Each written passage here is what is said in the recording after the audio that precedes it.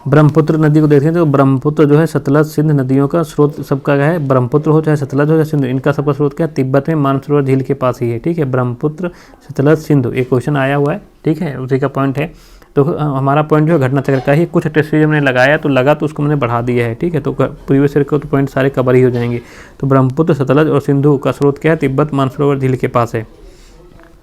ब्रह्मपुत्र का उद्गम देखें तो आंग्सी ग्लेशियर है। क्या है, आंग्सी ग्लेशियर है। इसको आंग्सी ग्लेशियर को चेमायुंग डंग हिमनद भी बोलते हैं। चेमायुंग डंग हिमनद लिखा है तब भी सही होगा, आंग्सी ग्लेशियर लिखा है तब भी सही होगा।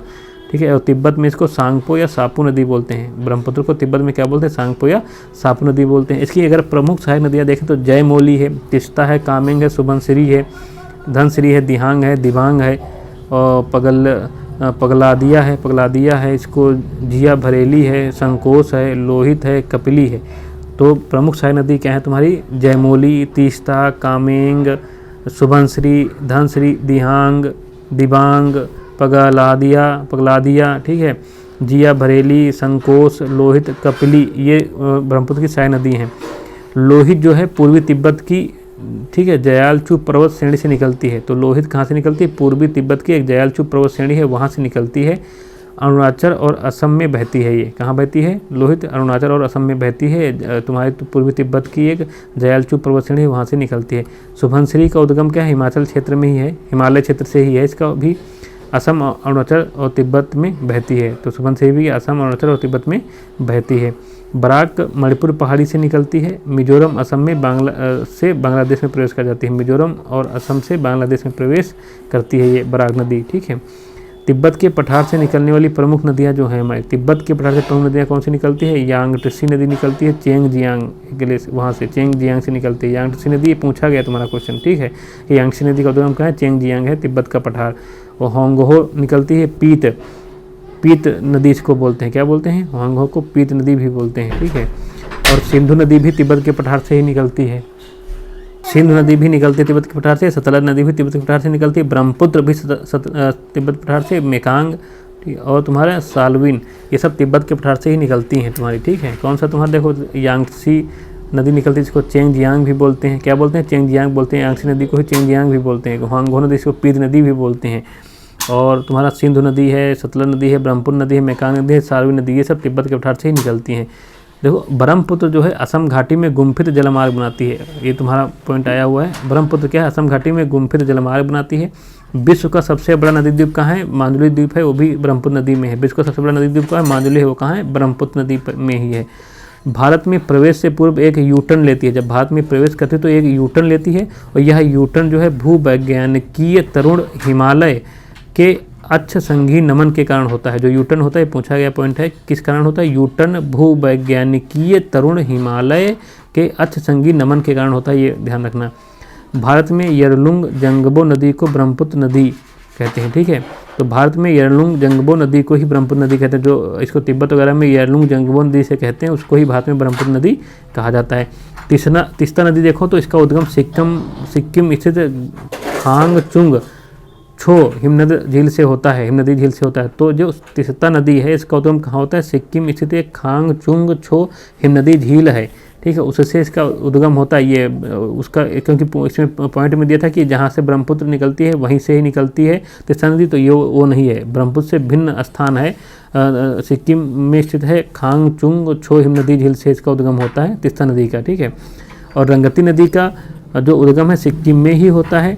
ये तिस्ता की सहायक नदी है। क्या है, तिस्ता की सहायक नदी है। तुम्हारा जो ये रंगती नदी किसकी सहायक नदी है, तिस्ता की सहायक नदी है।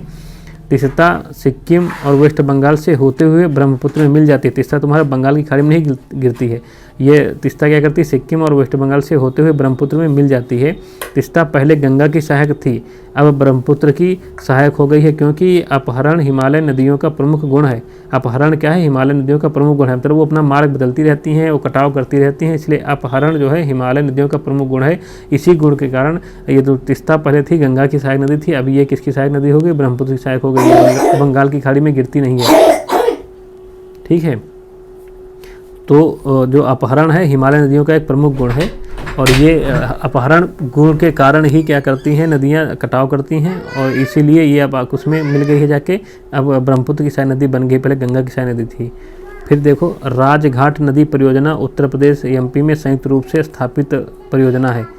जो तुम्हारे राजघाट परियोजना है उत्तर प्रदेश और एमपी में संयुक्त रूप से स्थापित परियोजना है। राजघाट नदी परियोजना जो है उत्तर प्रदेश और एमपी में संयुक्त रूप से स्थापित परियोजना है। उत्तर से दक्षिण क्रम में देखें तो कुछ नदियां हैं जैसे श्योक, जास्कर, स्पीत और सतलज नदी हैं।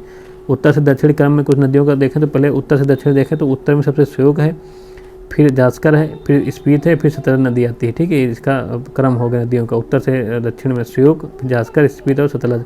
संथाल परगना में दुमका के हिजला नामक स्थान पर जनजाति मेला लगता है, जिसको हिजला मयूराक्षी नदी के तट पर अवस्थित है। ठीक है, तो तुम्हारा हिजला जो है तुम्हारा हिजला मयूराक्षी नदी के तट पर तुम्हारा अवस्थित है। तो संथाल परगना में दुमका के हिजला नामक स्थान पर जनजाति मेला लगता है। तो ये तुम्हारा हिजला कहाँ है? मयूराक्षी नदी के तट पर स्थित है। तो ब्रह्मपुत्र के विविध नाम देख लेते हैं। ब्रह्मपुत्र के जो विभिन्न नाम है, देखो ब्रह्मपुत्र का विभिन्न नाम है दिहांग है। दिहांग इसको अरुणाचल प्रदेश में कहते हैं। ब्रह्मपुत्र नदी को दिहांग कहा कहते हैं, अरुणाचल प्रदेश में कहते हैं। ब्रह्मपुत्र इसको असम में कहा जाता है। ठीक है, जमुना कहाँ इसको कहा जाता है? उत्तर बांग्लादेश में इसको जमुना कहते हैं। और मध्य बांग्ला जब गंगा नदी मिल जाती है आके इससे तो ये कहलाने लगती है पद्या। मध्य बांग्लादेश में गंगा नदी से मिलने के बाद ये क्या बन जाती है? पद्या बन जाती है मध्य बांग्लादेश में। और मेघना एकदम दक्षिण में जब सागर में गिरने वाली होती है, बंगाल की खाड़ी में गिरने वाली होती है, तब वहाँ पर इसको मेघना कहते हैं। बंगाल खाड़ी में गिरने से पहले इसको क्या कहते हैं? मेघना कहते हैं। तो दिहांग कहाँ कहा जाता है? अरुणाचल प्रदेश में। तिब्बत में इसको सांगपू तो कहते ही कहते हैं। ब्रह्मपुत्र कहाँ कहा जाता है? असम में कहा जाता है। ठीक है, और जमुना कहाँ कहा जाता है? उत्तर बंगाल में कहा जाता है। और जब इसमें गंगा नदी मिल जाती है तो इसको पद्या कहने लगते हैं। गंगा नदी से मिलने के बाद ये पद्या कहने लगते हैं मध्य बांग्लादेश में। और मेघना दक्षिणी बांग्लादेश में इसको मेघना कहते हैं। तो ये हमारा जितनी हमारी उससे संबंधित थे ब्रह्मपुत्र नदी से हमने फैक्ट देख लिए हैं। इसको फिगर में देख लेते हैं। देखो मेन सहायक नदियाँ देख लेते हैं ब्रह्मपुत्र की। देखो ये तुम्हारा दिबांग इसको अरुणाचल प्रदेश में तो कहते हैं। लोहित भी इसकी सहायक नदी है। ठीक है, सियांग भी इसकी सहायक नदी है तुम्हारा। ठीक है, बूढ़ी दिहांग भी इसकी सहायक नदी है। तो बूढ़ी दिहांग तुम्हारा देखो कहाँ से मिलती है? तुम्हारे बाएं तट से मिलती है। कहाँ से मिलती है? देखो अब हमारी गंगा ये ब्रह्मपुत्र इधर को बह रही, तो हम इधर को मुँह करके खड़े होंगे तो हमारा दाहिना हाथ इधर होगा और बाएं हाथ क्या होगा? हमारा इधर होगा। तो इधर से जो मिलेंगी वो कि दाहिनी तट से मिलेंगी, जो इधर से मिलेंगी वो बाएं तट से मिलेंगी आके। ठीक है, तो देखो बूढ़ी दिहांग जो है बाएं तट की सहायक नदी है ब्रह्मपुत्र की। ठीक है, ये दीखू भी बाएं तट की सहायक नदी है ब्रह्मपुत्र की। ठीक, धनसिरी देखो बाएं तट की सहायक नदी है ब्रह्मपुत्र की। देखो कापली, ठीक है, कोपली हमने पढ़ा था ना, कोपली निकलती है, इसको कोपली निकलती है। कोपली आके भी तुम्हारा बाएं तट से गंगा नदी ब्रह्मपुत्र नदी में मिलती है। और ये देखो तुम्हारा संकोच है, तीस्ता है। तीस्ता देखो सबसे तुम्हारा पश्चिम में आके मिलती है इससे। तीस्ता सबसे पश्चिम में मिलती है। ठीक है, तो ये दाहिने तट की, क्योंकि दाहिना तट है। संकोच है, मानस है। ठीक है, ये प्रमुख नदी है। ठीक है, तो बरनदी है। देखो देखिए बरनदी है ये तुम्हारा। ठीक है, भराली है तुम्हारा। सुबनसिरी है, ये तुम्हारे दाहिने तट की ब्रह्मपुत्र से सहायक नदी हैं।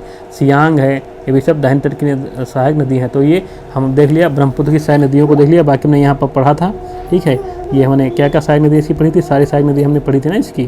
तो विकल्प में होगा तो हम इसको ढूंढ लेंगे। ठीक है, ये देखो सहायक नदी जयमोली, तीस्ता, कामेंग, सुबनसिरी, धनसिरी, दिहांग, दिबांग, पगलादिया। ठीक है, जय, भरेली, संकोच, लोहित, कपली। देखो कपली तुम्हारी यही है तुम्हारा। ठीक है, ये देखो कपली, यहाँ पर कपली है। ये मानस है, भरौली है। ठीक है, भरांडी है। ठीक है, भरांडी है ये तुम्हारा। देखो भरौली, देखो ये तुम्हारी है। मानस ये है। मानस ये राष्ट्रीय पार्क, नेशनल राष्ट्रीय पार्क मानस उसे से निकलती। संकोच है, तीस्ता है, ये सब सहायक नदी हैं। सुबनसिरी हो गई। ये सब तुम्हारी जो इधर है तुम्हारी इसमें तो दाहिने तट की हैं, क्योंकि नदी अब इधर को बह रही है। ठीक है, तो दाहिने तट की सहायक नदी है जो जितनी ऊपर है। सुबनसिरी, सियांग, भरौली, ठीक है, बरांडी, मानस, संकोच, तीस्ता। और ये सब तुम्हारी जो है तुम्हारी बाएं तट की सहायक नदी है। कलोंग है तुम्हारी, कपिली है, धनसिरी है, दीखो है, बूढ़ी दिहांग है, लोहित है। ये सब तुम्हारी कौन सी हो गई? ये तुम्हारी, ठीक है, तुम्हारी ये बाएं तट की सहायक नदी हो गई थी। इतना देख लेना। अब ब्रह्मपुत्र हमारी खत्म हो गए। अब हम दक्षिण भारत की नदियाँ देखेंगे। जय हिंद।